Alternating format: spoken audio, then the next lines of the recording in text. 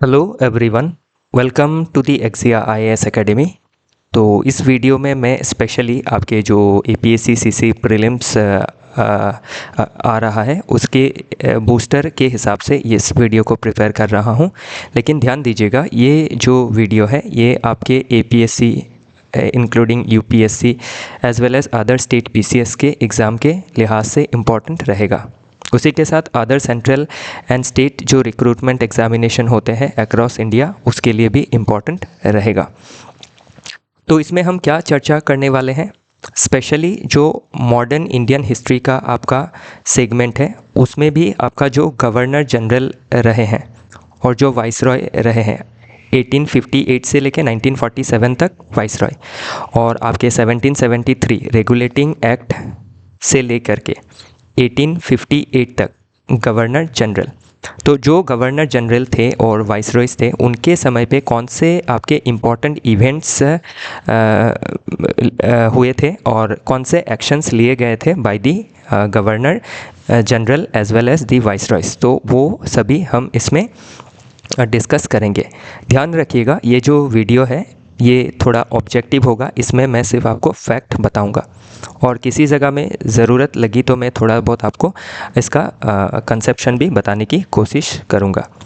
और आप जो आपके जो भी फाउंडेशनल आप लर्निंग ले रहे हैं या फिर आपने कोई मॉडर्न इंडियन हिस्ट्री की किताबें पढ़ी हैं तो उससे आप इसको लिंक कर पाएंगे। तो चलिए देखते हैं। पहला, गवर्नर जनरल ऑफ बंगाल। ध्यान रखिएगा, गवर्नर जनरल ऑफ बंगाल थे लॉर्ड वॉरेन हेस्टिंग्स। तो आपके वॉरेन हेस्टिंग्स को अपॉइंट किया गया था रेगुलेटिंग एक्ट ऑफ 1773 आने के बाद। तो इस एक्ट के तहत उनको अपॉइंट किया गया था। तो और ये क्या था, पहला एक्ट था बाय ब्रिटिश पार्लियामेंट जिसको इंडिया में इम्प्लीमेंट किया गया था। तो उस समय जब ईस्ट इंडिया कंपनी हुआ करती थी तो ईस्ट इंडिया कंपनी बहुत ज़्यादा पावर का मिसयूज़ कर रही थी, करप्शन कर रही थी। तो एक आपके उनके रेगुलेशन के लिए ये पहला एक्ट लाया गया था, इसीलिए इसका नाम पड़ा रेगुलेटिंग एक्ट ऑफ 1773। तो अभी इसी एक्ट के बाद जब वॉरेन हेस्टिंग्स को अपॉइंट किया गया तो उसके बाद कौन से डिफरेंट इवेंट और एक्शंस लिए गए, तो ध्यान रखिएगा कुछ तो इनके एक्शंस भी हो गए और उनके समय या फिर डिफरेंट गवर्नर और वाइसरॉय के समय जो इवेंट्स घटी थी वो सभी इसमें मेंशन किया जाएगा। तो जो कलकत्ता मद्रासा था उसका फाउंडेशन हुआ था 1781 में। फिर आपकी एशियाटिक सोसाइटी ऑफ बंगाल, तो इंडिया के जो आपके सोसाइटी को समझने के लिए, इसके लिटरेचर को समझने के लिए आपका एशियाटिक सोसाइटी ऑफ बंगाल में स्थापना की गई थी बाय सर विलियम जॉन्स इन 1784। नेक्स्ट आपका पिट्स इंडिया एक्ट 1784 में आया था और इसके तहत जो ईस्ट इंडिया कंपनी थी उसके ऊपर आपके रेगुलेशन लाया गया था। इकोनॉमिक रेगुलेशन के लिए आपके बोर्ड ऑफ डायरेक्टर्स थे और पॉलिटिकल रेगुलेशन के लिए बोर्ड ऑफ कंट्रोल लाया गया था इस एक्ट के तहत। बाकी इस एक्ट के अंदर और जो भी प्रोविज़न है वो आप एक बार मेंस के लिहाज से देख लीजिएगा और प्रीलिम्स में भी आपके स्टेटमेंट वाइज पूछा जा सकता है। नेक्स्ट, सुप्रीम कोर्ट की स्थापना हुई थी कलकत्ता में। तो ये कलकत्ता सुप्रीम कोर्ट था, ध्यान रखिएगा। आज की तरह जो आपके हमारा दिल्ली में जो सुप्रीम कोर्ट है वैसा कोर्ट नहीं था, ये कलकत्ता में सुप्रीम था, इसीलिए सुप्रीम कोर्ट ऑफ कलकत्ता। इसको आपका इस्टेब्लिश किया गया था under regulating act of 1773। Next governor थे कॉर्नवालिस। तो कॉर्नवालिस के समय आपके सिविल सर्विसेज का इंट्रोडक्शन हुआ था इंडिया में, जो आईसीएस जिसको हम कहते हैं इंडियन सिविल सर्विसेज, तो या फिर इंडियन सिविल सर्वेंट, तो उसकी स्थापना की गई थी बाय लॉर्ड कॉर्नवालिस। उन्हीं के समय आपका permanent settlement of Bihar and Bengal हुआ था। तो परमानेंट सेटलमेंट क्या है, ये लैंड सेटलमेंट सिस्टम था, या फिर इसको आप जो जमींदारी सिस्टम के नाम से जानते हैं ये वही परमानेंट सेटलमेंट सिस्टम है जिसके तहत बिहार, बंगाल और उड़ीसा में जमींदारी सिस्टम आया था इन 1793। नेक्स्ट, कॉर्नवालिस के समय ही आपका lower court and appellate court की स्थापना की गई थी कोलकाता में। देन संस्कृत कॉलेज स्थापना की गई थी बाय जोनाथन डंकन इन 1791 और गवर्नर थे आपके कॉर्नवालिस। जॉन सोर के समय मुझे कुछ खास इम्पॉर्टेंट इवेंट नहीं दिखा, एक्शन नहीं दिखा जो एग्ज़ाम के लिहाज से इम्पॉर्टेंट हो, तो मैंने इंक्लूड नहीं किया। नेक्स्ट है आपके वेलेस्ली। वेलेस्ली के समय आपकी जो सब्सिडरी अलायंस सिस्टम है to control Indian princely state और to dominate Indian princely state, तो ये सिस्टम लाया गया था, सब्सिडरी अलायंस सिस्टम। तो उसमें आपके प्रिंसली स्टेट में ब्रिटिश रेसिडेंट को बैठाना, उनके फॉरेन पॉलिसी में इन्फ्लुएंस करना, ये सभी प्रोविजंस इसमें रखी गई थी। तो जैसे आपके अवध हो गए, हैदराबाद हो गया, जो आपके प्रिंसली स्टेट था, उनके ऊपर सब्सिडरी अलायंस सिस्टम इम्पोज किया गया था। नेक्स्ट आपका फोर्थ विलियम कॉलेज की स्थापना की गई थी कलकत्ता में इन 1800।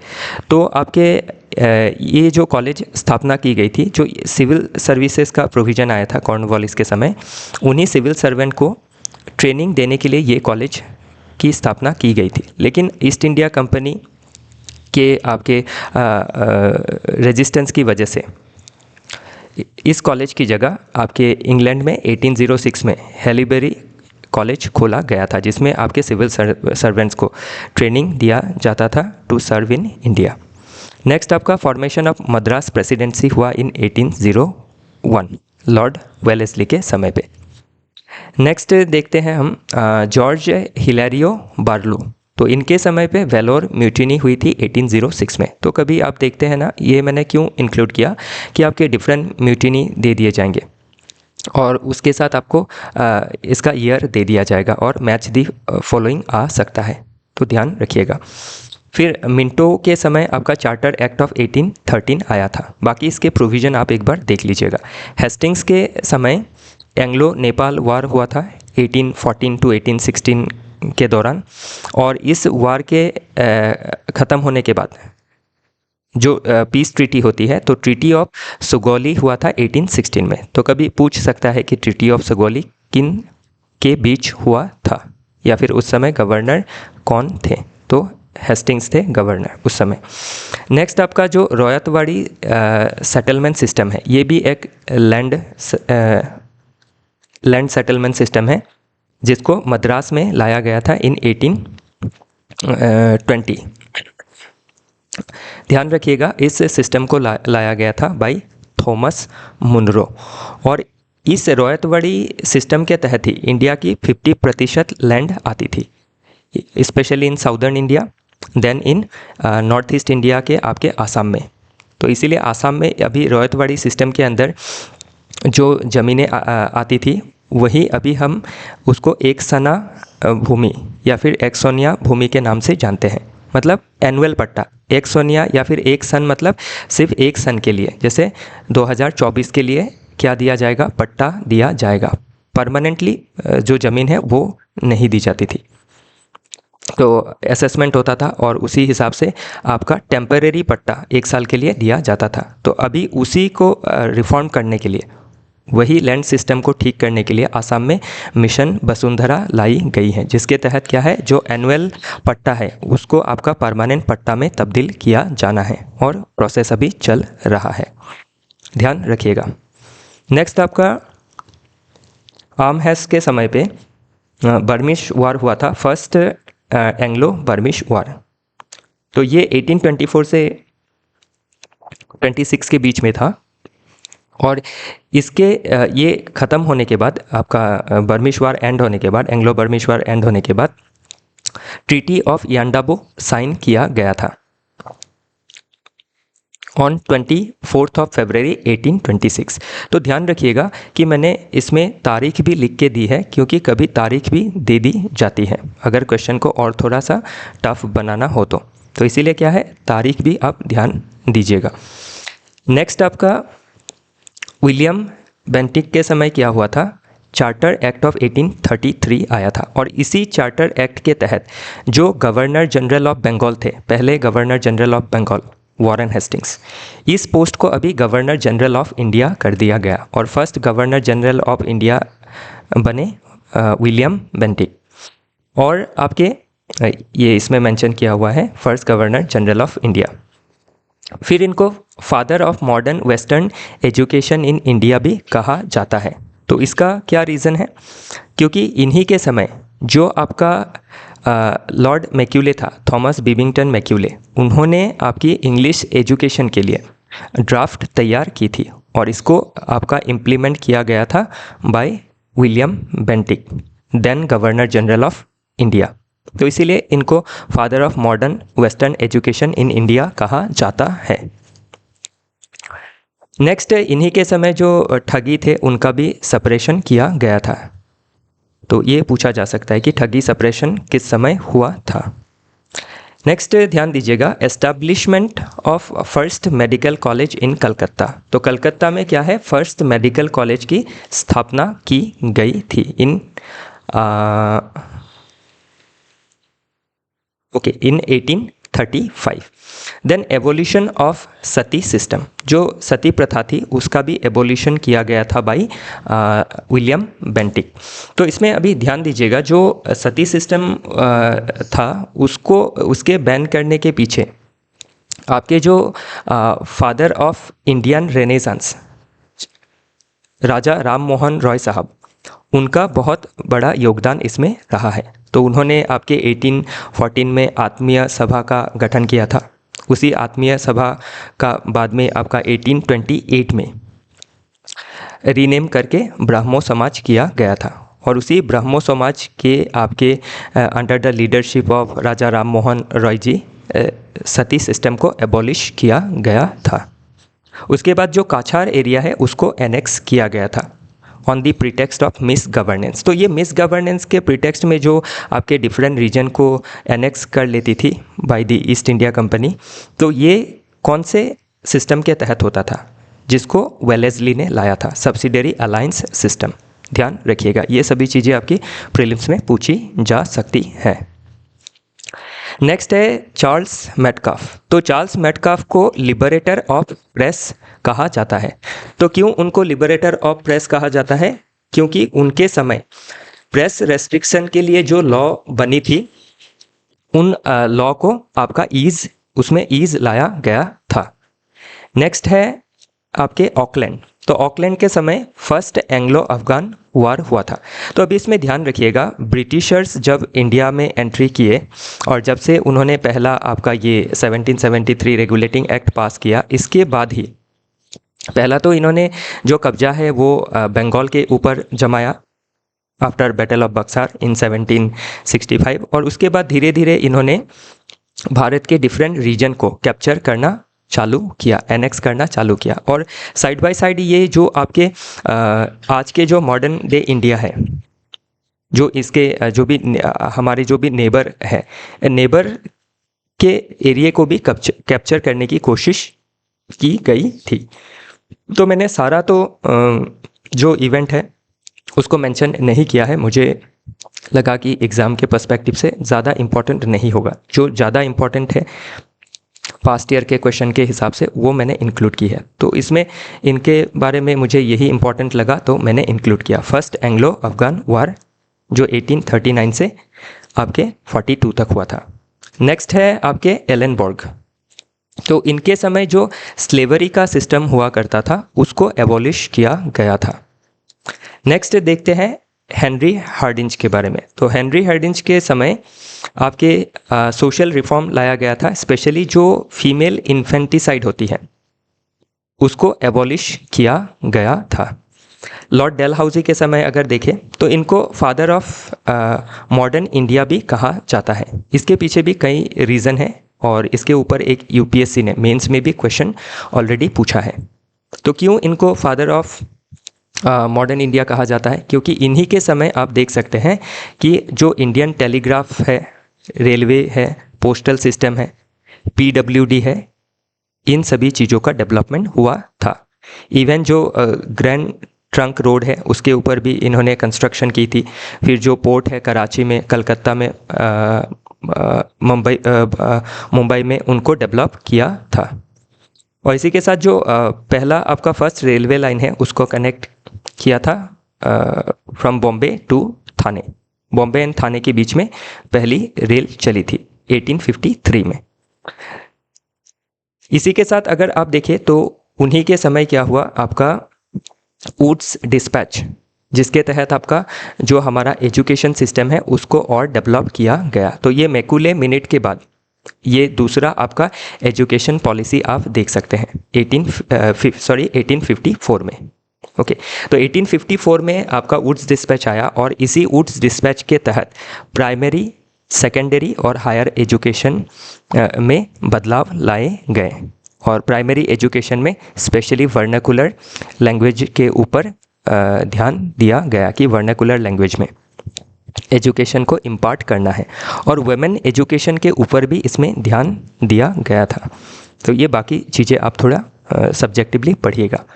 उन्हीं के समय डॉक्ट्रिन ऑफ लैप्स लाया गया था, जिसके तहत क्या किया जाता था, जो प्रिंसली स्टेट हुआ करती थी या फिर जिसमें रजवाड़े हुआ करते थे, उनमें जो राजा थे उनके अगर कोई नेचुरल हायर नहीं हुआ करता था, कोई बेटा या बेटी नहीं हुआ करती थी, तो उनको लैप्स मान लिया जाता था और ब्रिटिश या फिर ईस्ट इंडिया कंपनी उसको एनेक्स कर लेती थी। तो इम्पॉर्टेंट रहेगा ये जो भी डेवलपमेंट्स आप देख रहे हैं, एग्ज़ाम में आपके ऑब्जेक्टिव क्वेश्चन में स्टेटमेंट बन सकता है। नेक्स्ट है आपके कैनिंग के समय। तो कैनिंग के समय आपका रिवॉल्ट ऑफ 1850 हुआ था और ध्यान रखिएगा जो कैनिंग थे वो आपके last governor general of India थे एंड फर्स्ट आपके वाइसरॉय ऑफ इंडिया थे, क्योंकि आपका रिवॉल्ट ऑफ 1857 के बाद इंडिया के एडमिनिस्ट्रेशन में आपके बहुत सारी चेंजेस लाई गई थी। Specially government of India act के तहत 1858 के तहत आपका जो कंपनी का रूल था ईस्ट इंडिया कंपनी, उसको एबॉलिश करके जो पूरा कंट्रोल है वो ब्रिटेन के क्राउन के हाथ में चला गया था और क्राउन का रूल स्टार्ट हो गया था और ख़त्म हुआ था आपका 1858 से लेके 1947 तक चला था। मतलब 1947 हमें जब आज़ादी प्राप्त हुई उस समय ख़त्म हुआ था। इन्हीं के समय आपका ये फर्स्ट वाइसरॉय रहे पोस्ट म्यूटिनी। इन्हीं के समय इंडिगो रिवॉल्ट हुआ था 1859 टू 1860 के अंदर, इस समय के अंदर। तो उस इंडिगो रिवॉल्ट के बारे में आपके एक किताब, एक प्ले लिखी गई थी जिसका नाम था नील दर्पण और इसको लिखा गया था भाई दीनबंधु मित्र साहब। तो ये सभी चीज़ें अभी पूछी जा सकती है। जो 3 कठिया सिस्टम थी जिसके तहत आपके जो बंगाल के पीजन्स थे उनको ज़बरदस्ती इंडिगो खेती करने के लिए आपका फोर्स किया जाता था। और इंडिगो रिवॉल्ट से प्रॉब्लम क्या होती थी कि ये इनका जो रूट है वो डीप जाता था मिट्टी में, जिसके वजह से क्या है मिट्टी का जो न्यूट्रिशन है वो ख़त्म लगभग इंडिगो खेती में चला जाता था और इससे क्या है बाद में जब अदर जो आपके फूड क्रॉप है वो उगाने में दिक्कतें आती थी। नेक्स्ट देख सकते हैं कि 3 यूनिवर्सिटी का फॉर्मेशन हुआ था इन्हीं के समय, कलकत्ता, मद्रास एंड बॉम्बे का 1857 में। फिर जो डॉक्ट्रिन ऑफ लैब्स है जो आया था डेलहाउसी के समय, और ये भी आपका doctrine of labs, subsidiary alliance, ये सभी क्या थे आपके डिफरेंट रीजन के अंदर रीजन थे रिवॉल्ट ऑफ 1857 के लिए, ये जिम्मेदार थे। Doctrine of labs, subsidiary alliance, ये सभी बहुत सारे रीज़न थे, उसमें ये 2 रीज़न आप देख सकते हैं। तो इसीलिए डॉक्ट्रिन ऑफ लैब्स को हटा दिया गया और फर्दर एनेक्सेशन को रोक दिया गया। नेक्स्ट है आपका जो इंडियन हाई कोर्ट एक्ट 1861 आया कैनिंग के समय ही, और 3 हाई कोर्ट का स्थापना किया गया, कोलकाता, मद्रास एंड बॉम्बे। फिर जो आपके नेक्स्ट वाइसरॉय है एल्गिन, इनके समय वहाबी मूवमेंट हुआ था। तो अभी ये जो मूवमेंट है ये पूछी जा सकती है, तो वहाबी मूवमेंट के बारे में थोड़ा सा और आप रिसर्च कीजिएगा। नेक्स्ट है जॉन लॉरेंस। तो इनके समय वोटान वार हुआ था। क्यों मैंने मेंशन किया कि किस तरह से जो आपके ब्रिटिशर्स थे वो सिर्फ देश के अंदर ही डिफरेंट रीजन को एनेक्स नहीं कर रहे थे, बाहर भी अपना जो डोमिनेंस है उसको दिखाने की कोशिश कर रहे थे। जो अलग देश है उनका जो आपका टेरिटोरी है उसको भी एनेक्स करने की कोशिश कर रहे थे। नेक्स्ट आपका इन्हीं के समय इंडियन फॉरेस्ट डिपार्टमेंट का क्रिएशन हुआ था। फिर इन्हीं के समय आपका टेलीग्राफ कम्युनिकेशन ओपन हुआ था विथ यूरोप।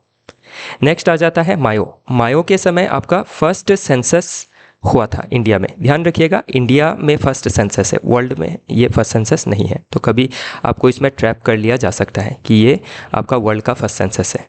तो क्वेश्चन ध्यान से आपको पढ़ना ज़रूरी रहेगा। तो फर्स्ट सेंसस इंडिया में आपका हेल्ड हुआ था इन 1872। नेक्स्ट ओनली वॉइसरॉय थे जिनका ऑफिस में ही मर्डर कर दिया गया था। तो ऐसे स्टेटमेंट भी बनती है एग्जाम में। फिर इन्होंने फाइनेंशियल डिसेंट्रलाइजेशन की शुरुआत की थी। Next organized statistical survey of India. तो जो स्टेटिस्टिकल सर्वे होता है इन्हीं के समय ऑर्गेनाइज किया गया था ताकि स्टेटिस्टिक्स को जाना जा सके और जो गवर्नेंस है उनको जो डेटा है वो सही मिले ताकि वो बेटर इवैल्यूएशन कर सके चीज़ों को। नेक्स्ट है इन्हीं के समय आपका department of agriculture and commerce की स्थापना हुई थी। नेक्स्ट देखते हैं नॉर्थ ब्रूक के समय। तो उनके समय कूका मूवमेंट हुआ था पंजाब में। कभी इसको मैंने क्यों मेंशन किया, कभी आप देखिएगा कि 3-4 मूवमेंट दे देंगे और आपके एरिया के साथ आपको मैच करने के लिए क्वेश्चन आ सकता है कि कूका मूवमेंट, मोपला रेवेलियन, फिर देख लीजिए कि फुलागुरी धावा तो कहाँ हुआ था, ऐसे मैच करने को आएगा। तो आपको क्या है, मैच करना होगा। तो अभी ज़रूरी नहीं है कि इन्हीं के समय हुआ था ये पूछेगा, डिफरेंट वे से क्वेश्चन फॉर्म हो सकता है। नेक्स्ट है लिट्टन के समय। तो लिट्टन के समय क्या हुआ था, आपके ड्रेन ऑफ वेल्थ का एक्सेलरेशन हुआ था। क्यों? क्योंकि जो इंपोर्ट ड्यूटी लगता था ब्रिटिश मैन्युफैक्चर्ड गुड्स में, उसमें इंपोर्ट ड्यूटी को ख़त्म कर दिया गया था और हमारा जो प्रोडक्ट है इंडिया से, जो इंडियन हैंडीक्राफ्ट प्रोडक्ट है, हैंडलूम के प्रोडक्ट्स हैं, उनके ऊपर एक्सपोर्ट ड्यूटी बढ़ा दी गई थी। नेक्स्ट है आपका जो वर्नाकुलर प्रेस एक्ट है 1878 में, उसको लाया गया था बाय लिट्टन। तो लिट्टन बहुत ही इनफेमस गवर्नर रहे हैं क्योंकि इन्होंने वर्नाकुलर प्रेस एक्ट के तहत जो हमारा प्रेस फ्रीडम था उसको दबाने की कोशिश की थी, क्योंकि प्रेस में आपके ब्रिटिश गवर्नमेंट के खिलाफ नेगेटिव चीज़ें लिखी जाती थी, इससे लोग मोबिलाइज होते थे, तो इससे ये डरते थे। इसीलिए इन्होंने जो वर्नाकुलर प्रेस एक्ट है उसको लाके वर्नाकुलर प्रेस के ऊपर रेस्ट्रिक्शंस लगाने की कोशिश की थी। नेक्स्ट आर्म्स एक्ट 1878, इसके तहत जो इंडियन है उनको आर्म्स रखने से रेस्ट्रिक्शन लगा दिया गया था। नेक्स्ट है इन्हीं के समय इन्होंने जो सिविल सर्विसेज जो के लिए जो एज है उसको 21 से घटा करके 19 कर दिया गया था, ताकि इंडियन जो है वो आपके सिविल सर्विसेज में पार्टिसिपेट ना कर सके, क्योंकि एग्ज़ाम तो इंग्लैंड में होता था, इंडिया में होता नहीं था। इंडिया में तो 1920s के बाद एग्ज़ाम होना शुरू हुआ था, पहला एग्ज़ाम हुआ था इलाहाबाद में। तो ये सभी चीज़ें पूछी जा सकती है। फिर रिपन, ये आपके इनका गुडविल है और होने का रीज़न ये है कि लिट्टन के जो आपके इनफेमस पॉलिसी थे उनको, उन सभी पॉलिसी को रिपन ने रिवर्स करने की कोशिश की थी। जैसे रिपील किया था वर्नाकुलर प्रेस एक्ट को। फिर जो फर्स्ट फैक्ट्री एक्ट है इन्हीं के समय लाया गया था 1881 में। इस फैक्ट्री एक्ट के तहत ही जो आपके वर्कर का कंडीशन है उसको इम्प्रूव करने की कोशिश की गई थी। फिक्स्ड वर्किंग आवर लाना, ओके, चाइल्ड को आपके हैजर्डस काम में ना लगाना, तो वो सभी चीज़ें इंश्योर करने की कोशिश की गई थी बाय रिपन साहब। ओके, नेक्स्ट है आपके उन्हीं के समय रेजोल्यूशन पास किया गया था ऑन लोकल सेल्फ गवर्नमेंट, कि लोकल सेल्फ गवर्नमेंट आना चाहिए ताकि आपके जो लोकल इश्यूज है उनके ऊपर लोकली सोल्यूशन लाया जा सके, डिसीजन मेकिंग की जा सके। इसीलिए उनको आपका father of local self government भी कहा जाता है, ध्यान रखिएगा, ये पूछा जा सकता है। नेक्स्ट है आपका उन्हीं के समय इल्बर्ट बिल लाया गया था, तो इसके वजह से कंट्रोवर्सी हो गई थी। तो इल्बर्ट बिल में था क्या कि जो आपके यूरोपियन सब्जेक्ट थे उनको हमारे जो इंडियन आपके जजेस थे वो ट्रायल नहीं कर सकते थे। तो इसीलिए क्या किया था इल्बर्ट बिल के तहत कि यूरोपियन सब्जेक्ट को भी आपके इंडियन जजेस ट्रायल कर सके, उसके लिए इस बिल को लाया गया था। लेकिन बाद में क्या हुआ, आपका बहुत सारा हंगामा हुआ और उसके वजह से कंट्रोवर्सी हुई, और कंट्रोवर्सी के वजह से आपके सिस्टम को तो रखा गया लेकिन इंडियन जजेस के साथ ही आपके यूरोपियन जजेस का भी समूह रहेगा या फिर मेंबर रहेगा अगर यूरोपियन सब्जेक्ट को ट्रायल करना है तो। इसमें आप देख सकते हैं कि एक जो रेशियल डिस्क्रिमिनेशन है वो देखा जा सकता है, जिसको ख़त्म करने की कोशिश की थी भाई रिपन साहब। तो इसीलिए रिपन साहब को आपके अच्छे से याद रखा जाता है, इनके जो अच्छे काम हैं उनको याद रखा जाता है। तो ऐसे नहीं है कि जितने ब्रिटिशर्स थे सभी बुरे थे, तो मैक्सिमम ने तो एक्सप्लॉइटेशन ही किया, लेकिन उसके अंदर भी अच्छे इंसान भी थे। ओके, नेक्स्ट उन्हीं के समय हंटर कमीशन ऑन एजुकेशन लाया गया था 1882 में। तो ये हंटर कमीशन क्यों लाया गया था? जो वुड्स डिस्पैच आया था 1854 में, उसका प्रोग्रेस के बारे में गवर्नमेंट को सजेशन देने के लिए, ताकि क्या और इम्प्रूवमेंट किया जा सकता है, उसके लिए ये हंटर कमीशन ऑन एजुकेशन आया था। तो ये आप देख सकते हैं आज का जो हमारा गवर्नमेंट सिस्टम है ये भी लगभग एक ही तरह से चलता है। मतलब ऐसे कमीशंस आना, जैसे कि कस्तूरी रंगन कमेटी के तहत आपका नेशनल एजुकेशन पॉलिसी आया। ओके, फिर जो DS कोठारी साहब थे उनके आपके चेयरमैनशिप में हमारा इंडिपेंडेंट इंडिया का आपका पहला जो एजुकेशन पॉलिसी है 1968 में लिया गया। तो ये सभी चीज़ें क्या है, जो फंक्शनिंग का तरीका है वो थोड़ा सिमिलर देख सकते हैं आप। नेक्स्ट है डफरिन। तो इन्हीं के समय क्या हुआ, थर्ड बर्मिश वार 1885 हुई। तो 3 वार हुआ है टोटल बर्मा के साथ, जिसको आज के समय पे म्यांमार के नाम से जाना जाता है। तो ये थर्ड जो बर्मिश वार है, इसीलिए मैंने मेंशन किया क्योंकि आपके 3 बर्मिश वार हुए और डफरिन के समय थर्ड बर्मिश वार हुआ था। नेक्स्ट जो INC है उसकी स्थापना हुई थी 1885 में, और इसमें आपका एलन ऑक्टेवियन जो आपके रिटायर्ड सिविल सर्वेंट थे उन्होंने इम्पॉर्टेंट रोल प्ले किया था। बाकी INC के जो सेशन है उसको ध्यान से देखिएगा। तो पहले सेशन में आपके उमेश चंद्र बनर्जी प्रिसाइड किए थे। तो ये और बाकी पहली महिला प्रेसिडेंट कौन रही है, पहली इंडियन बॉर्न महिला प्रेसिडेंट कौन रही है, ये सभी चीज़ें देख लीजिएगा। फिर गांधी जी ने कौन से सेशन में प्रिसाइड किया था, एक ही सेशन था। तो वो सभी चीज़ें आप थोड़ा सा देखिएगा, मैं इधर इंक्लूड नहीं किया इसको। नेक्स्ट है आपके लैंसडौन के समय इंडियन काउंसिल्स एक्ट ऑफ 1892 पास हुआ था, और जो आपका डोरेंट कमीशन है वो भी सेटअप हुआ था। तो इसी डोरेंट कमीशन ने इंडिया और अफगानिस्तान के बीच में बॉर्डर लाइन को डिमार्केट किया था, जो बॉर्डर अभी मैक्सिमम पोर्शन इंडिया और अफगानिस्तान के साथ है। और ध्यान रखिएगा हमारे साथ भी थोड़ा हिस्सा है बॉर्डर का इंडिया और अफगानिस्तान के साथ, लेकिन इंडिया का जम्मू कश्मीर रीजन का, जिस रीजन को पाकिस्तान ने ऑक्यूपाई कर रखा है उस रीजन में है, इसीलिए हमें डायरेक्ट एक्सेस नहीं है विथ अफगानिस्तान। अगर POK हमारे पास होता तो हमें डायरेक्ट एक्सेस होता विथ अफगानिस्तान, ध्यान रखिएगा। नेक्स्ट है एल्गिन 2। तो इनके समय पे मुंडा अपराइजिंग हुआ था 1899 से लेके 1900 के बीच में। जो बिरसा मुंडा जी थे उन्होंने इसमें मेन रोल प्ले किया था, और उन्हीं के मेमोरी में आपके 15 नवंबर को जनजातीय गौरव दिवस भी मनाया जाता है।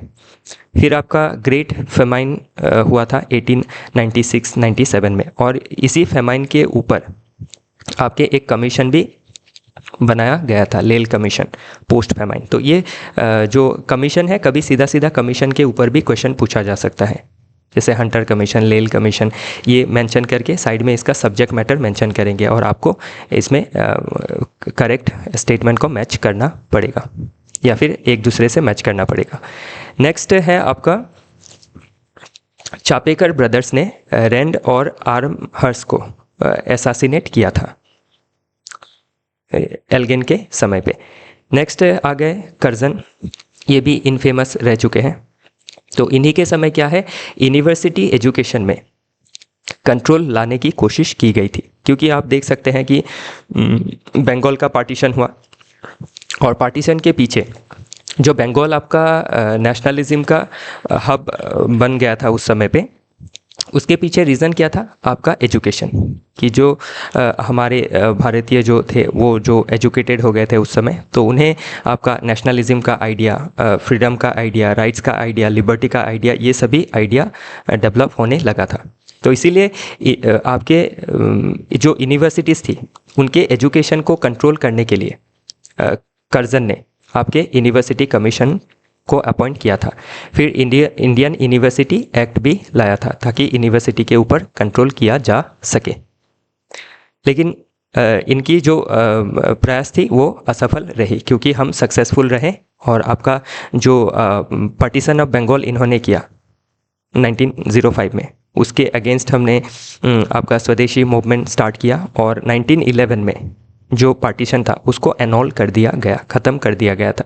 लेकिन फिर भी क्या है, आपके जो ब्रिटिशर्स का जो मोटिव था टू डिवाइड एंड रूल, वो बहुत दूर तक उसमें ब्रिटिशर्स सक्सेसफुल रहे थे। क्योंकि आप ध्यान दीजिएगा, जब 1905 में पार्टीशन किया गया आपका बंगाल का एज ईस्ट बंगाल और एक आज का जो वेस्ट बंगाल है वो, और आज का जो आपका उस समय का जो ईस्ट बंगाल था वो आज के समय पे आपके बांग्लादेश है। और बांग्लादेश से पहले आपका ईस्ट पाकिस्तान हुआ करता था। बांग्लादेश 1971 में बना, 1971 के पहले ईस्ट पाकिस्तान हुआ करता था, और ईस्ट पाकिस्तान होने से पहले ईस्ट बंगाल हुआ करता था। तो उसी बंगाल को 1905 में डिवाइड किया गया। तो आप देख सकते हैं कितने सारे ट्रांजिशन देख सकते हैं आप ईस्ट बंगाल में।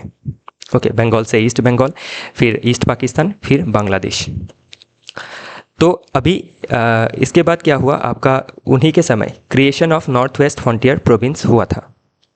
फिर इनके बाद मिंटो आए, मिंटो ने के समय ही स्वदेशी मूवमेंट स्टार्ट हुआ था 1905 से लेके आपके 1911 तक।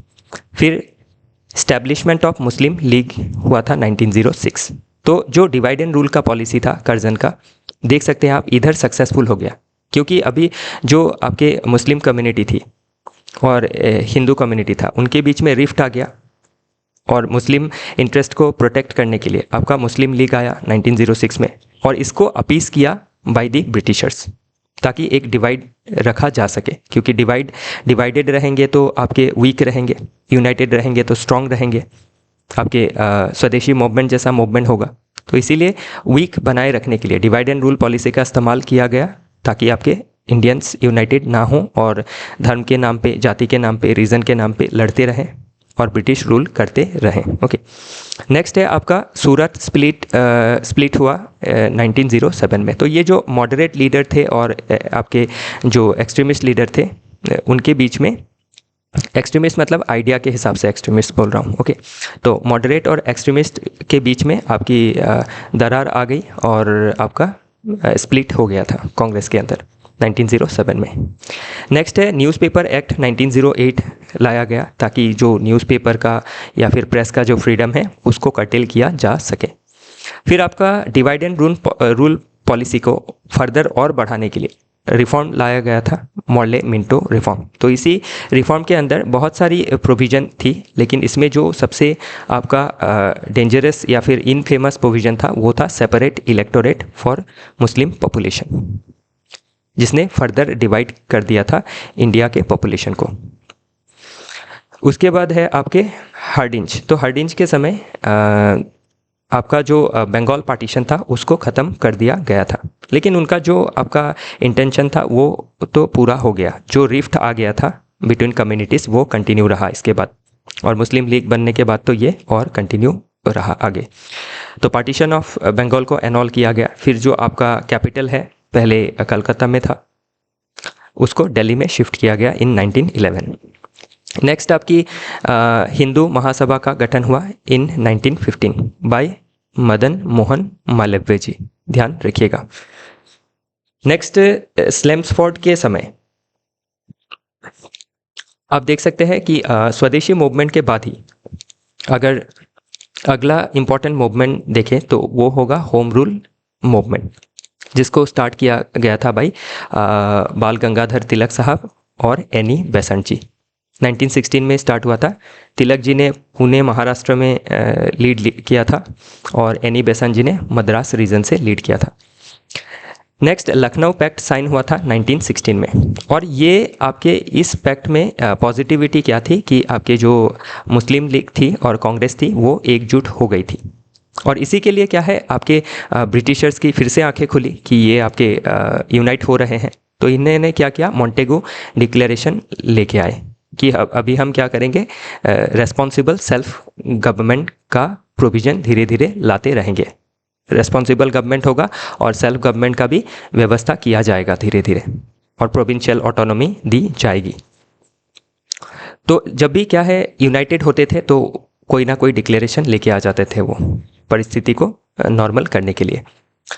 और इसी समय लखनऊ पैक्ट के बाद इससे पहले लखनऊ पैक्ट के पहले गांधी जी का अराइवल हो गया था साउथ अफ्रीका से 1915 जनवरी 9 को। और इसी दिन को कॉमेमोरेट करने के लिए या फिर यादगार बनाने के लिए स्वदेशी भारतीय आपके प्रवासी भारतीय दिवस, सॉरी नॉट स्वदेशी, प्रवासी भारतीय दिवस मनाया जाता है। नेक्स्ट है आपका इन्हीं स्लिम स्पॉट के समय ही जब गांधी जी इंडिया आ गए थे तो इनका तो बहुत ज़्यादा एक्सपीरियंस था साउथ अफ्रीका में अगेंस्ट कॉलोनियल पावर। तो इन्होंने क्या किया, चंपारण में अपना पहला जो मूवमेंट है वो चालू किया फॉर फार्मर्स इंटरेस्ट इन 1917। उसमें उसके बाद अहमदाबाद मिल स्ट्राइक किया, जो मिल के वर्कर्स थे उनके हित के लिए 1918 में। फिर खेड़ा में पीजन्स के इंटरेस्ट के लिए आपके सत्याग्रह की इन 1918। तो ध्यान रखिएगा ये आपके क्रोनोलॉजी इसका या फिर सीक्वेंस पूछा जा सकता है एग्जाम में। ओके, पहले चंपारण, फिर अहमदाबाद सत्याग्रह, फिर खेड़ा सत्याग्रह, फिर मॉन्टेगू डिक्लेरेशन तो बताया ही बिकॉज ऑफ लखनऊ पैक्ट 1916। और इसी मॉन्टेगू डिक्लेरेशन को आपके लॉ बनाया गया गवर्नमेंट ऑफ इंडिया एक्ट 1919, जिसको मॉन्टेगू स्लिम स्पॉट रिफॉर्म भी कहा जाता है। मॉन्टेगू कौन थे, आपके secretary of state for India थे। नेक्स्ट जो इनफेमस रौलत एक्ट है उसको भी स्लिम स्पॉट के समय ही लाया गया था 1919 में। और इसी के प्रोटेस्ट में जब बैसाखी के समय 13 अप्रैल को जो आपके पीसफुल प्रोटेस्ट चल रहा था जलियांवाला बाग में, तो उसी समय जनरल डायर ने बहुत ही ब्रूटली आपके लगभग 1000 लोगों के ऊपर ओपन फायर किया था। ऑफिशियली तो 300-400 का डेटा है, लेकिन कांग्रेस के डेटा के हिसाब से 1000 के ऊपर है। तो ये बहुत ही आपका ब्रूटल मैसेकर था बाय दी ब्रिटिशर्स। ओके, जिसके लिए वो अभी भी माफ़ी नहीं मांगते हैं। नेक्स्ट है launch of non cooperation and खिलाफत मूवमेंट। तो खिलाफत मूवमेंट और नॉन कोऑपरेशन मूवमेंट का स्टार्ट हो गया था ओके 1920s में।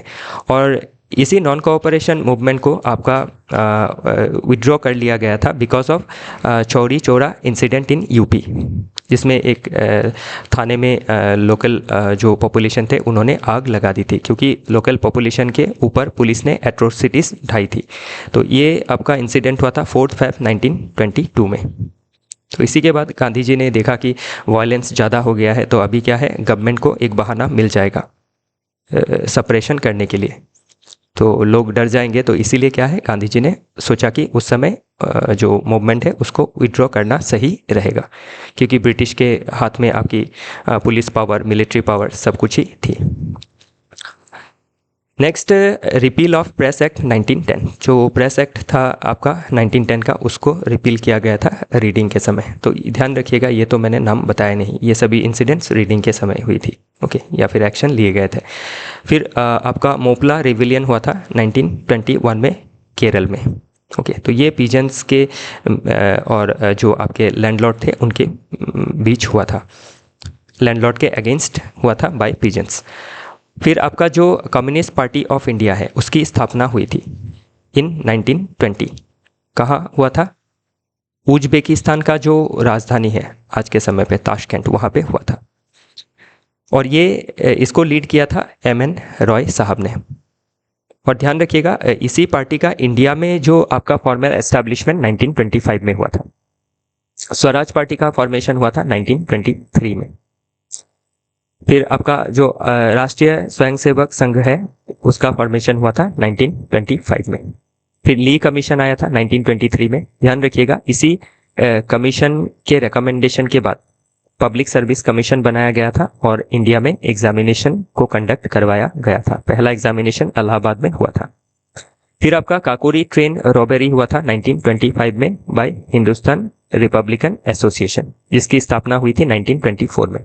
और बाद में इसका नाम हिंदुस्तान सोशलिस्ट रिपब्लिकन एसोसिएशन कर दिया गया था। ये सभी चीज़ें इंपॉर्टेंट रहेंगी ओके। नेक्स्ट है आपके इरविन के समय। इरविन के समय ही साइमन कमीशन आया था इंडिया में 1927 में। तो ये जो आपका एक्ट है ना, गवर्नमेंट ऑफ इंडिया एक्ट 1919, इसी के तहत ये आपका 10 साल में इस लॉ को रिव्यू करना था। आपका गवर्नमेंट ऑफ इंडिया एक्ट 1990 या फिर मॉन्टेगू स्लिमस्पॉट जो एक्ट था। लेकिन क्या हुआ, 2 साल पहले ही कमीशन आ गई और इस कमीशन के अगेंस्ट बहुत ज़्यादा प्रोटेस्ट हुई, क्योंकि ये ऑल वाइट कमीशन था, कोई भी इंडियंस इसमें नहीं थे। अभी हमारे लिए कॉन्स्टिट्यूशनल प्रोविजन बनाने हैं, तो ऑल वाइट कमीशन कैसे बना सकता है? तो ध्यान रखिएगा, इसमें 7 मेंबर थे, कभी मेंबर भी पूछ लिया जाता है। नेक्स्ट आपके साइमन कमीशन के प्रोटेस्ट करने के वजह से जो उस समय के secretary of state for India थे, ब्रिकन हेड, उन्होंने चैलेंज किया था कि आप इतने प्रोटेस्ट कर रहे हो, आप एक खुद का रिपोर्ट बना के दिखाओ या फिर प्रोविजंस बना के दिखाओ जिसको सभी मान ले। तो तभी क्या हुआ, नेहरू रिपोर्ट आया था 1928 में, तो जिसमें सारी प्रोविजंस मेंशन की गई थी कि हमारा देश में जो आपका प्रोविजन है, कॉन्स्टिट्यूशनल प्रोविजन, वो क्या होना चाहिए। लेकिन इसको जो उस समय मुस्लिम लीग के लीडर थे मोहम्मद अली जिन्ना, उन्होंने अपोज किया और खुद के 14 पॉइंट प्रोग्राम वो लेके आए बिफोर ब्रिटिश गवर्नमेंट 1929 में। तो ध्यान रखिएगा, ये सभी चीज़ें प्रीलिम्स में पूछी जा सकती है। नेक्स्ट आया आपका दीपावली डिक्लेरेशन 1929 में। तो इरविन ने ही ये डिक्लेरेशन लाया था और इसमें कहा गया कि ब्रिटिश का ये इंटेंशन है कि इंडिया को जल्द ही डोमिनेंट स्टेटस दिया जाएगा इन फ्यूचर, लेकिन इसमें कोई समय सीमा नहीं दी थी। तो ये भी एक क्या था, आपके अपीस करने के लिए ही पॉलिसी लाई गई थी, लेकिन इसका कोई आपका रियलिटी में कोई इम्प्लीमेंटेशन नहीं हुआ था। फिर आपका Lahore session of Indian national Congress हुआ था। ये बहुत इंपॉर्टेंट है क्योंकि इसमें आपका पूर्ण स्वराज का रेजोल्यूशन लिया गया था 1929 में। और जो पूर्ण स्वराज दिवस है अर्थात इंडिपेंडेंस डे को सेलिब्रेट किया गया 26 जनवरी 1930 को। तो इसीलिए क्या है आपका इसी मतलब ये आपका जो पूर्ण स्वराज दिवस का जो 26 जनवरी है, इसका आपका हिस्टोरिकल सिग्निफिकेंस है। इसीलिए इस सिग्निफिकेंस की वजह से ही जब कॉन्स्टिट्यूशन 1949 के आपके में तैयार हो गया था, तो उस दिन उसको इम्प्लीमेंट नहीं किया गया। 26 नवंबर था मुझे जितना तक ध्यान है, कॉन्स्टिट्यूशन को अडॉप्ट कर लिया गया था, लेकिन एनफोर्स किया 26 जनवरी 1950 को। क्यों? बिकॉज ऑफ दिस पूर्ण स्वराज डे जो था उसके मेमोरी में। नेक्स्ट है आपका दांडी मार्च स्टार्ट किया गया था बाय गांधी जी। तो इसी से आपका दांडी मार्च से जब दांडी कोस्ट में पहुंचे और सॉल्ट हाथ में ली, तभी से सिविल डिसोबीडियंस मूवमेंट स्टार्ट हो गया था। तो दांडी मार्च साबरमती आश्रम से चालू हुआ था 1930 में और तारीख था आपका 12 मार्च को स्टार्ट हुआ था, 6 अप्रैल को कंप्लीट हुआ था। तो ध्यान रखिएगा, ये सभी चीज़ें पूछी जा सकती है। लगभग 350 किलोमीटर का आपका पद यात्रा किया गया था। ओके, तो ये थोड़ा आप और डिटेल में देखिएगा अपने जो भी आप फाउंडेशनल लर्निंग में जो भी बुक पढ़ते हैं उसमें। नेक्स्ट आपका फर्स्ट राउंड टेबल कॉन्फ्रेंस हुआ 1930 में। तो ये राउंड टेबल कॉन्फ्रेंस हुआ क्यों? ये जो साइमन कमीशन का जो रिपोर्ट था उसको कंसीडर करने के लिए और नेक्स्ट आपके कॉन्स्टिट्यूशनल डेवलपमेंट के लिए फर्स्ट राउंड टेबल कॉन्फ्रेंस हुआ था इन इंग्लैंड, लंदन 1930 में। तो इसमें कांग्रेस ने पार्टिसिपेट नहीं किया था और हमने तो सिविल डिसोबीडियंस मूवमेंट उस समय स्टार्ट हो गया था, तो इसीलिए हमने पार्टिसिपेट नहीं किया क्योंकि अरविंद ने हमने जो अल्टीमेटम दिया था उसको नहीं माना था। गांधी जी या फिर आईएनसी ने जो अल्टीमेटम दिया था उसको नहीं माना था। तो इसीलिए बाद में क्या हुआ, जो मूवमेंट था उसको पेसिफाई करने के लिए गांधी इरविन के बीच में एक पैक्ट हुआ, गांधी जी और अरविंद के बीच 1931 में। तो इसी को गांधी अरविंद पैक्ट कहा जाता है। तो इसमें जो अरविंद साहब थे उन्होंने कुछ चीज़ें मान ली थी, तो इसीलिए आपके INC including Mahatma Gandhi ji second round table conference जो था 1931 में उसमें पार्टिसिपेट किया था। लेकिन ध्यान रखिएगा इसमें भी आपके डेडलॉक रही क्योंकि बहुत सारे पार्टीज इंडिया से गई थी, रिप्रेजेंटेटिव गई थी, तो इंडिया तो एक था। आईएनसी हम आईएनसी हो या फिर बाकी लीडर्स जो थे आईएनसी में, वो देश को एक मानते थे कि एक साथ फेटर्निटी के साथ लड़ना है, लेकिन उसमें डिफरेंट लीडर्स डिफरेंट अपने जो डिमांड थे वो लेके पहुंचे थे। तो इसीलिए गांधी जी को अच्छा नहीं लगा, तो गांधी जी ने इसको छोड़ दिया, मतलब इस आपके सेकंड राउंड टेबल कॉन्फ्रेंस को बीच में ही छोड़ते हुए थर्ड राउंड टेबल कॉन्फ्रेंस जो हुआ 1932, उसमें हमने पार्टिसिपेट नहीं किया। हमने मतलब जो आईएनसी था और जो उसका लीडरशिप था। ओके, क्योंकि उस समय आईएनसी ऑलमोस्ट पूरे इंडिया को रिप्रेजेंट कर रही थी एक देश के हिसाब से। फिर आपके जो मैकडोनल्ड थे, रामसे मैकडोनल्ड, उस समय के इंग्लैंड के पीएम, उन्होंने फर्दर सोसाइटी को डिवाइड करने के लिए कम्युनल अवार्ड की घोषणा कर दी कि जो आपके डिप्रेस क्लास है उनको रिजर्वेशन दिया जाएगा। रिजर्वेशन नहीं, सॉरी, सेपरेट इलेक्टोरेट। तो इसीलिए इसमें गांधी जी ने देखा कि ब्रिटिश का इंटेंशन फर्दर डिवाइड करना है। तो इसीलिए गांधी जी उस समय जेल में थे because of civil disobedience movement. तो उन्होंने जेल में ही फास्टिंग शुरू कर दी कि ये कम्युनल अवार्ड नहीं चलेगा। तो उसके बाद क्या हुआ, आपके चीज़ों को पेसिफाई करने के लिए पूना पैक्ट साइन किया गया between BR Ambedkar and Mahatma Gandhi ji. लेकिन ध्यान रखिएगा, on behalf of Mahatma Gandhi ji, Madan Mohan Malviya जी ने ये साइन किया था। नेक्स्ट है आपका formation of Congress socialist party इन 1934। और ये इसमें एक बात ध्यान रखिएगा, ऐसा नहीं है कि गांधी जी डिप्रेस्ड क्लास के इंटरेस्ट के अगेंस्ट थे। तो आपका जो सेपरेट इलेक्टोरेट था उसमें लगभग 70 सीट में सेपरेट इलेक्टोरेट क्रिएट करना था। लेकिन बाद में गांधी जी ने कहा कि जॉइंट इलेक्टोरेट दिया जाए जिसमें रिजर्वेशन रहेगा और सभी वोट कर सकेंगे, कोई सेपरेट इलेक्टोरेट की ज़रूरत नहीं है। और लगभग 140 से भी ज़्यादा सीटें रिजर्व की गई थी। ओके, तो ऐसा नहीं है गांधी जी आपके डिप्रेस क्लास के अगेंस्ट में थे, ज़्यादा फेवर में थे, डबल सीट रिजर्व किया था। रिजर्व सीट ठीक है, लेकिन कोई सेपरेट इलेक्टोरेट डिवाइसिव पॉलिसी नहीं चलेगी। ओके, नेक्स्ट आपके है, ध्यान रखिएगा, गवर्नर है विलिंगडन। फिर formation of Congress socialist party हुआ विद इन कांग्रेस 1934। फिर गवर्नमेंट ऑफ इंडिया एक्ट आया 1935 के बाद, जो आपके राउंड टेबल कॉन्फ्रेंस का वाइट पेपर था उसके बेसिस में। और इसी समय आपका जो आरबीआई था उसका भी इस्टेब्लिशमेंट हुआ 1 अप्रैल 1935 को as per RBI act of 1934। तो ये देश का सेंट्रल बैंक है और इसका पहला आपका ऑफिस कोलकाता में था। 1937 को इसको शिफ्ट किया गया मुंबई में। नेक्स्ट जो आपका गवर्नमेंट ऑफ इंडिया एक्ट 1935 था, इसी के तहत बर्मा को सेपरेट किया गया from India. Burma means Myanmar. तो बाकी जो बर्मा है उसको इंडिपेंडेंस मिला 1948 में। ऑल इंडिया किसान सभा की स्थापना हुई 1936 में। 1934 में एमएन रॉय, जिन्होंने कम्युनिस्ट पार्टी की स्थापना की थी, उन्होंने प्रपोज किया था कि एक कॉन्स्टिट्यूएंट असेंबली होना चाहिए और इंडिया खुद का कॉन्स्टिट्यूशन खुद फ्रेम करना चाहिए इंडिया को अपने हिसाब से, ना कि ब्रिटिशर्स के हिसाब से। इसी के बाद जब एमएन रॉय जी ने ये आपका आइडिया प्रपोज किया, उसके बाद 1935 में इंडियन नेशनल कांग्रेस ने ऑफिशियली इसको एक्सेप्ट किया कि कॉन्स्टिट्यूएंट असेंबली होना चाहिए और डिमांड जारी रखा। 1934 में ध्यान रखिएगा, इसी समय आपका एक बुक पब्लिश हुआ था, planned economy in India.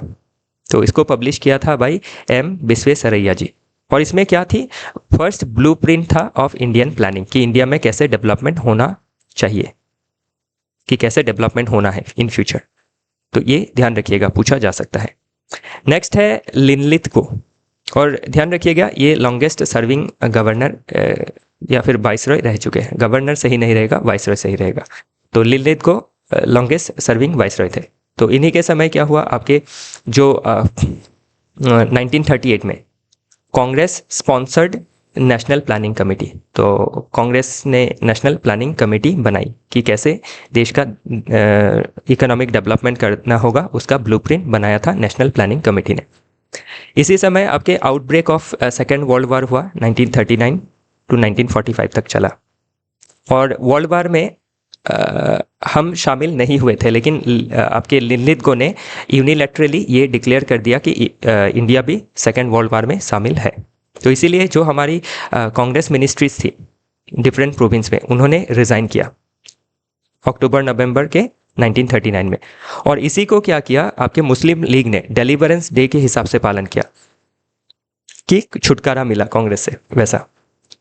Okay, next Lahore resolution pass किया गया बाय मुस्लिम लीग 1940। और इसी में क्या है, आपका कि मुस्लिम का इंटरेस्ट इंडिया में प्रोटेक्ट नहीं हो सकता है, तो मुस्लिम लीग ने मुस्लिम कंट्री डिमांड करने लगे वो टू नेशन थ्योरी के तहत। इसी समय टू नेशन थ्योरी आया जिसको प्रोपाउंड किया बाय मोहम्मद अली जिन्ना कि दो नेशन होने चाहिए।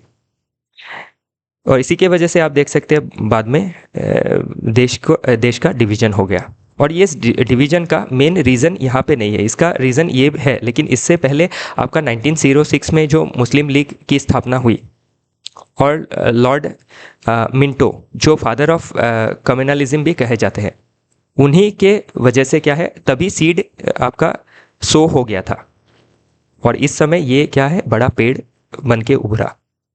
ओके, नेक्स्ट है अगस्त ऑफर। 1914 में अगस्त ऑफर दिया गया क्योंकि इंडिया सपोर्ट नहीं कर रहा था वार एफर्ट में, सेकेंड वर्ल्ड वॉर के एफर्ट में। तो इसमें कहा गया कि कंस्टिट्यूएंट असेंबली दी जाएगी और इंडिया को डोमिनियन स्टेटस दिया जाएगा। तो इंडिया ने नहीं माना, स्पेशली आईएनसी ने नहीं माना कि हमें डोमिनियन स्टेटस नहीं चाहिए, हमें पूर्ण स्वराज चाहिए। नेक्स्ट फिर से आपका एक प्रपोजल आया क्रिप्स मिशन के अंतर्गत 1942 में, लेकिन इसमें भी डेडलॉक बना रहा और इसीलिए आपका क्या हुआ, क्विट इंडिया मूवमेंट को चालू कर दिया गया 1942 8 अगस्त में। और कहाँ से चालू हुआ, बॉम्बे के ग्वालियर टैंक मैदान से। ग्वालियर टैंक मैदान से। और इसी को कहा जाता है अगस्त क्रांति मैदान। तो कभी पूछा जा सकता है कि किसको अगस्त क्रांति मैदान कहा जाता है, ग्वालियर टैंक मैदान। Formation of the Indian national army का फॉर्मेशन भी आपका इसी समय हुआ था 1942 में, सिंगापुर में हुआ था और लीड कर रहे थे भाई मोहन सिंह। लेकिन जापान के साथ कुछ अनबन होने की वजह से मोहन सिंह जी को हटा दिया गया था और उसी के बाद कमान संभाला था भाई सुभाष चंद्र बोस जी। ओके, और इसी में एक वुमेन रेजिमेंट भी था और वो था आपका झांसी की रानी रेजिमेंट, ध्यान रखिएगा। नेक्स्ट वेवेल के समय क्या हुआ था देख सकते हैं, सी राजा गोपालाचारी फार्मूला आया था क्योंकि आपका कंटिन्यूसली डेडलॉक बना हुआ था between INC and Muslim league. तो इसीलिए आपके जो चक्रवर्ती राजा गोपालाचारी जी थे उन्होंने एक फार्मूला दिया था कि देश को आज़ाद हो जाने दो, बाकी जो डिफरेंसेस है उसको बाद में मिटा लेना। लेकिन ये आपके जो मोहम्मद अली जिन्ना थे बहुत ही एडामेंट थे, अड़ियल थे, उन्होंने नहीं माना। तो इसीलिए क्या है, इंडिपेंडेंस का जो हमारा जर्नी रहा है एंड मोमेंट में काफ़ी दिक्कत भरा रहा है। नेक्स्ट है Wavell plan and the Shimla conference. तो इसमें भी क्या है वही सेम चीज़ें डिस्कस की गई, जो डिफरेंसेस थी आईएनसी और मुस्लिम लीग के बीच में उसको दूर करने की कोशिश की गई थी। दूर क्या, और इसमें जो ब्रिटिशर्स थे वो मुश्किलों को और बढ़ा रहे थे ताकि इंडिपेंडेंस का जो प्रोसेस है उसमें लेट हो और देश को बांट के जाए वो। इसके बाद कैबिनेट मिशन का प्लान आया 1946 में और इसी प्लान के तहत आपका कॉन्स्टिट्यूएंट असेंबली की स्थापना हुई थी और इंटरिम गवर्नमेंट है, अंतर्वर्तीकालीन सरकार, उसका भी स्थापना हुआ था। तो उसके बाद आपका जो फर्स्ट कॉन्स्टिट्यूएंट असेंबली जो स्थापना की गई थी अंडर कैबिनेट मिशन प्लान 1946, उसका पहला मीटिंग आपका 9 दिसंबर 1946 को हुआ था, ध्यान रखिएगा। फिर जब देखा कि मोहम्मद अली जिन्ना का दाल नहीं गल रहा है तो उन्होंने 16 अगस्त को डायरेक्ट एक्शन डे स्टार्ट कर दिया कि किसी भी हाल में अब पाकिस्तान लेना ही है। ओके, और उसी के बाद आप देख सकते हैं कि बहुत ज़्यादा ब्लड शेड फैला। ओके, तो उसके लिए आप बहुत दूर मोहम्मद अली जिन्ना को जिम्मेदार ठहरा सकते हैं, इंक्लूडिंग ब्रिटिशर्स। नेक्स्ट है आपका जो इंडियन नेशनल आर्मी था 1942 में फॉर्म हुआ था। तो इसके जो सोल्जर्स थे उनको अरेस्ट कर लिया गया था क्योंकि जो आपका इम्फॉल कैंपेन था वो आपका फेल्ड हो गया था अनफॉर्चुनेटली। तो इसीलिए जो सोल्जर्स थे उनके ट्रायल होना था 1945 में। तो यही ट्रायल के समय ही आपका इंडियन नेशनल कांग्रेस और मुस्लिम लीग आखिरी बार के लिए एक साथ आए थे इस कॉज के लिए कि जो सोल्जर्स है उनको बचाना है।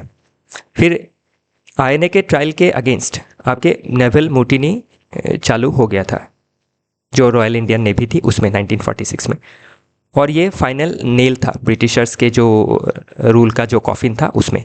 तो ये सभी चीज़ें पूछी जा सकती है।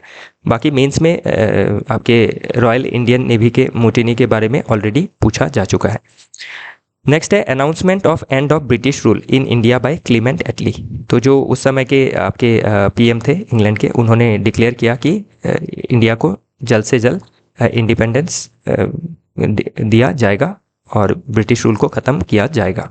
नेक्स्ट है आपका इसी समय पैरेलली आप इकोनॉमिक पॉलिसीज़ को भी देख सकते हैं कि 8 इंडस्ट्रियलिस्ट ऑफ बॉम्बे, उन्होंने बॉम्बे प्लान फॉर्मुलेट किया था 1944 में। इसको गवर्नमेंट ने एक्सेप्ट तो नहीं किया था, मतलब आज़ाद इंडिया के गवर्नमेंट ने, लेकिन ये प्लान आया था। तो इस प्लान के बारे में भी पूछा जा सकता है। तो इसमें 8 इंडस्ट्रियलिस्ट में आपके टाटा फैमिली, बिरला फैमिली, ये इम्पॉर्टेंट है इसमें। उसके बाद आखिरी जो आपके वाइसरॉय थे माउंटबेटन, इनको अपॉइंट किया गया था और इन्होंने जो 3 जून का प्लान है, जिसको जून 3 प्लान भी कहा जाता है, उसको बनाया था। उसी के तहत इंडिया को आज़ादी दी गई थी और इवन इंडिया का डिवाइड भी कर दिया गया था, डिवीज़न भी कर दिया गया था। इंडिया को इंडिपेंडेंस मिला 14 अगस्त 1947 को और आपका पाकिस्तान को 14 अगस्त को। एक रेडक्लिफ कमीशन आया, उस कमीशन में आपके 2 आईएनसी इंडियन नेशनल कांग्रेस के मेंबर थे और 2 मुस्लिम लीग के मेंबर थे, जिसने इंडिया पाकिस्तान के बॉर्डर को डिमार्केट किया था। ध्यान रखिएगा, कोई सर्वे नहीं हुआ था, सीधा आपके जो मैप है उसके ऊपर ही बॉर्डर को बना दिया गया। और इसीलिए क्या किया, उन्होंने देखा कि ये टेंशन क्रिएट कर सकता है, इसीलिए उन्होंने 15 अगस्त को जो बॉर्डर जो डिमार्केशन था उसको ऑफिशियली डिक्लेयर नहीं किया, ताकि जो जिम्मेदारी है वो भारत के ऊपर आ जाए। तो इसलिए 17 अगस्त को उन्होंने ये पब्लिश किया था। और इंडिपेंडेंस के दिन बहुत लोग कंफ्यूज ही थे, वो इंडिया में है या पाकिस्तान में है, जो बॉर्डर एरिया में जो लोग थे। और इवन बॉर्डर को ऐसे डिमार्केट किया गया कि किसी के घर के बीच से बॉर्डर जा रहा है, आधा घर उसका इंडिया में है, आधा पाकिस्तान में है। तो ऐसे सिचुएशन हो गया था इंडिपेंडेंस के समय। तो ये सभी चीज़ें मैंने जितना हो सके आपको जो डेटा है वो देने की कोशिश की। बाकी इसका कंसेप्ट समझाने में तो हमें बहुत समय लगता है, लगभग इसमें 30 क्लास लग जाएगा। ये इसमें पूरा मॉडर्न इंडियन जो हिस्ट्री है वो ऑलमोस्ट कवर्ड है। तो किसी ने अगर कंप्लीट कर रखा है फाउंडेशनल लर्निंग, तो इससे क्या है, आप सारे इवेंट को रिवाइज कर सकेंगे और ये स्पेशली प्री के लिए काम में आएगा। ध्यान रखिएगा, ये मेंस ओरिएंटेड नहीं है, प्री ओरिएंटेड है। तो इसी के साथ ये जो क्लास है APSC ACC प्रीलिम्स बूस्टर वो कंप्लीट होता है। कुछ डाउट होता है तो आप वीडियो के कमेंट सेक्शन में बताइएगा, हम उसको कैटर करने की कोशिश करेंगे। Thank you.